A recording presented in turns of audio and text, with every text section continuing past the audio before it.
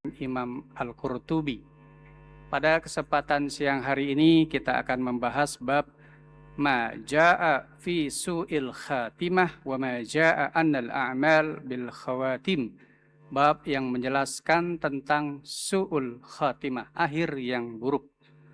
Rasulullah sallallahu alaihi wasallam bersabda, "Innar rajula la ya'malu az-zamanu tawil bi amali ahlil jannah thumma yakhtimu lahu amaluhu bi amali ahlin nar." Ada seseorang yang beramal dengan amalan ahli surga dalam waktu yang sangat panjang, sangat lama, namun mengakhirinya dengan amalan ahli neraka. Sebaliknya kata Rasul, wa innar rajul la ya'malu zamanu tawil bi amali ahlin nar thumma yakhtimu lahu bi amali ahlil jannah. Ada juga orang yang beramal dengan amalan ahli neraka dalam waktu yang sangat panjang, yang sangat lama, namun ia mengakhirinya dengan amalan ahli surga. Jemaah sekalian, su'ul khatimah, akhir yang buruk, tidaklah terjadi kepada orang-orang yang istiqamah zahirnya dan baik batinnya. Artinya, ketika seseorang berakhir dengan su'ul khatimah, bisa jadi zahirnya baik, terlihat rajin beribadah, rajin salatnya, rajin puasanya, rajin sedekahnya, pergi haji, umroh, dan lain sebagainya. Namun batinnya, batin yang sakit, yang busuk, yang rusak. Artinya apa? Di samping dia beramal dengan amal soleh yang beraneka ragam itu, hatinya sering berhasut, iri dengki kepada orang lain, di mana dengan iri dengki kepada orang lain ia menebarkan fitnah, atau bisa juga motivasi daripada ibadahnya adalah bukan karena Allah, namun karena ingin dipuji oleh orang lain. Inilah orang-orang yang berpotensi untuk su'ul khatimah. Terlihat ia baik, namun hatinya tidak baik. Begitu juga orang yang berpotensi untuk su'ul khatimah adalah orang yang awalnya baik, namun di tengah jalan ia berubah menjadi tidak baik karena satu atau alasan yang berbagai macam. Sebagai contoh, ketika awalnya ia bisa menjaga auratnya, tiba-tiba di tengah jalan ia membuka auratnya.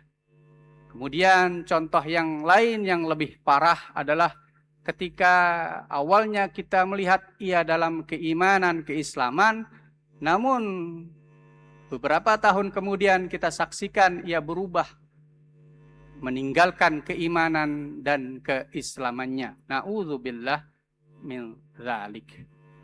Adapun figur-figur yang dicontohkan sebagai orang atau makhluk yang su'ul khatimah disebutkan di dalam kitab ini, diantaranya adalah iblis la'natullah ataupun setan, di mana sebelumnya iblis adalah makhluk Allah yang sangat taat. Kesehariannya diisi dengan ibadah kepada Allah Subhanahu wa ta'ala. Diriwayatkan iblis ini beribadah taat kepada Allah 80.000 tahun lamanya. Berhenti ketika Allah memerintahkan kepada dia untuk tunduk hormat kepada Adam. Karena apa? Iblis merasa dirinya lebih hebat dibanding Adam, sombong. Maka Allah pun memvonis iblis masuk ke dalam neraka selama-lamanya, su'ul khatimah. Figur lain yang dicontohkan sebagai orang yang su'ul khatimah adalah Bal'am bin Ba'ura. Siapa Bal'am ini? Bal'am adalah seorang ulama yang sangat masyhur di kalangan kaum Bani Israel zamannya Nabi Musa. Saking masyhurnya ketika beliau mengadakan pengajian, tidak kurang belasan ribu jamaah yang mengikuti kajian atau pengajiannya. Ulama kondang. Namun suatu ketika beliau berdakwah kepada Raja Madyan, Syam ya, Suria sekarang itu, di mana beliau ingin mengajak Raja Syam, Raja Madyan untuk menyembah kepada Allah mengikuti ajaran Nabi Musa. Sesampainya di kerajaan Madyan, beliau mengajak Raja Madyan untuk menyembah Allah dan mengikuti ajaran Nabi Musa. Ternyata Raja Madyan menolak mentah-mentah ajakan daripada Bal'am ini.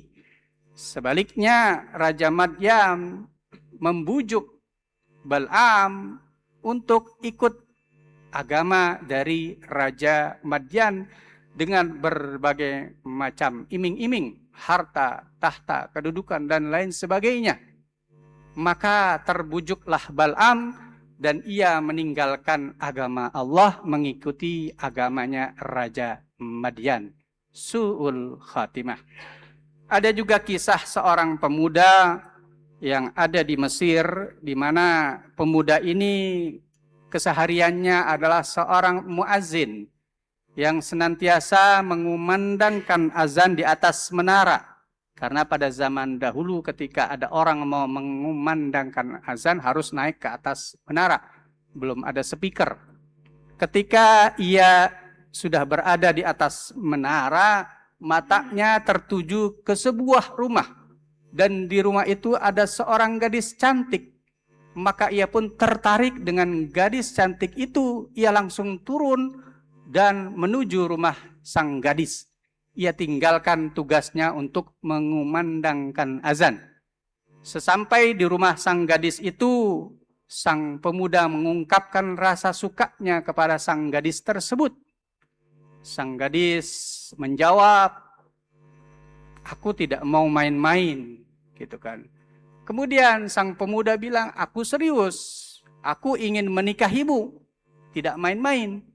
Kemudian gadis ini kembali mengatakan, "Sepertinya berat engkau menikahiku.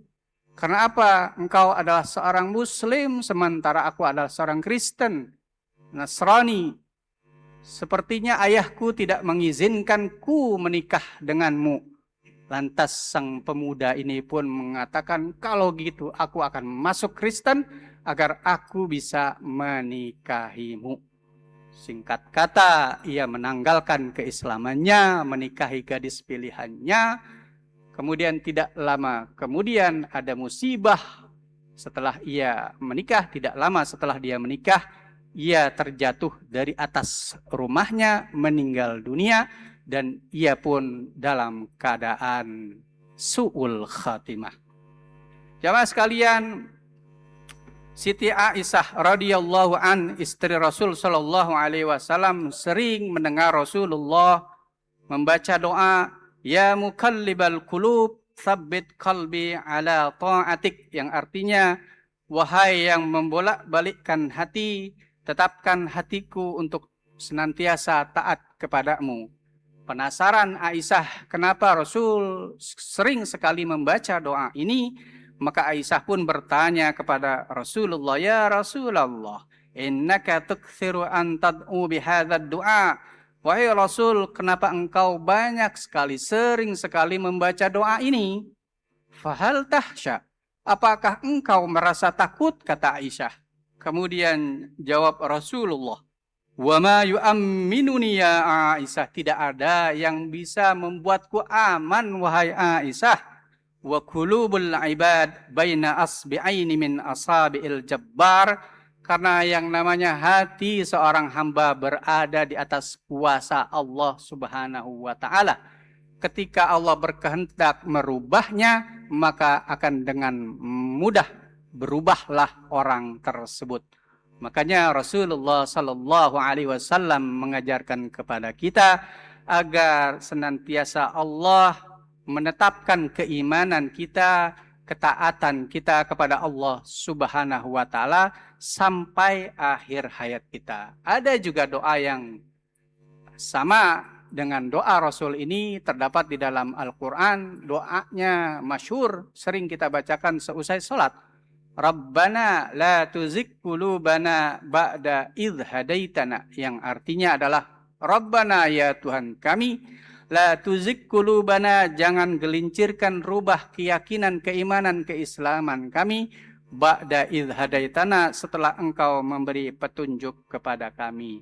Doa-doa ini adalah sebagai upaya kita agar senantiasa terjaga keimanan, keislaman, ketaatan kita kepada Allah Subhanahu wa Ta'ala.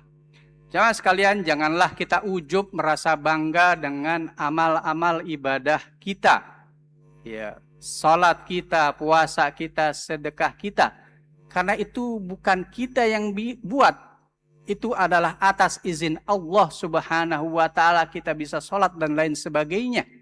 Sewaktu-waktu Allah berubah, bisa saja terjadi. Hari ini kita taat, rajin beribadah, tiba-tiba esok kita malas beribadah. Allah akan sangat mudah merubah hal tersebut. Karena itu sekali lagi kita senantiasa mohon kepada Allah agar diberikan keimanan, keistiqomahan, ketaatan yang terus-menerus sampai akhir hayat kita, sehingga kita meninggal dunia kelak dalam keadaan husnul khatimah.